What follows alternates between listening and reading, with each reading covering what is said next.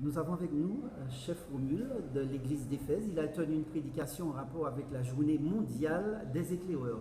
Vous avez pris l'exemple de la petite fille, la petite servante, esclave de Naaman. Un exemple plutôt pertinent. Pourquoi avez-vous choisi cet exemple? Le message vient du pasteur Henri Petro, qui est président de la société de jeunesse de l'Union vénézuélienne, sur laquelle il attire l'attention particulièrement sur cette petite fille qui, selon ce qu'il dit, on ne connaît pas exactement son âge. On ne peut pas dire qu'elle avait 12-13 ans, mais certaines personnes pensent qu'elle avait entre 13 et 14 ans. Et il veut attirer notre attention sur un problème important, sur le fait de préparer nos enfants pour l'avenir. Ces parents-là ont su préparer leurs enfants pour cet enfant-là pour l'avenir. Alors, vous avez également parlé de votre église, l'église d'Éphèse, en tant qu'église visiblement avant-gardiste en ce qui concerne le mouvement des éclaireurs ou cette génération d'éclaireurs. Vous avez parlé notamment de Marie-Alice Jules Vécou ou encore de notre nom que vous avez cité quelques mots par rapport à ces éclaireurs qui ont été les premiers à être investis en Martinique. En Martinique, je dirais à Éphèse, ces éclaireurs et qui avait un certain amour de l'uniforme, qui avait un certain amour pour l'œuvre des éclaireurs. Parce que quand on parlait par exemple d'activité missionnaire, ils étaient toujours présents, ils étaient toujours prêts. Et même quand on faisait la formation des chefs guides avec eux plus tard, 2 ans après ils ont été investis chefs guides, eh bien ils étaient toujours zélés.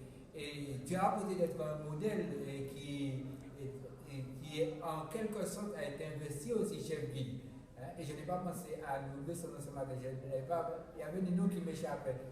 Mais pour montrer que l'amour, et puis qui montre que l'éclaireur ne fonctionnait pas 1 ou 2 fois par mois, mais c'était chaque dimanche.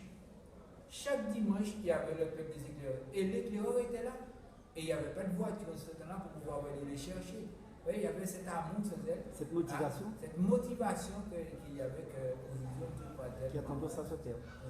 Et cette église également a reçu la première grande manifestation des éclaireurs au niveau de la Caraïbe ou de la Martinique. De la Martinique.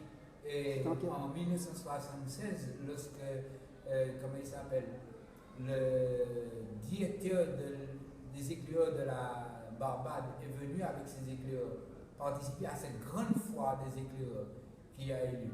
Quelques années après, j'ai rencontré un pasteur. Et je lui ai posé la question, est-ce toi qui étais en tout petit short là et qui veut participer à la course de vélo au Alan? Et il m'a dit, oui c'est bien moi. Et peut-être que toi tu n'étais pas encore à cette époque avec nous, mais lui quand je lui ai dit ça, il a dit, mais en 1967, tu as participé à la foire des éclaireurs? Il dit, c'était bien toi, il dit Michel. Il m'a dit oui.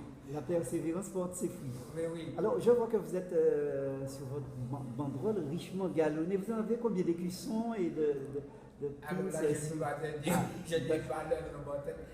Et comme il y a plus de place, il y a d'autres que je ne peux pas mettre. Très bien.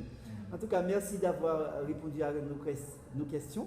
Et puis, merci de continuer d'encourager les éclaireurs à toujours bien rechercher la présence de Dieu dans leur vie pour être des bons citoyens, mais aussi de bons membres d'église. Merci, chef Romul. Merci à vous.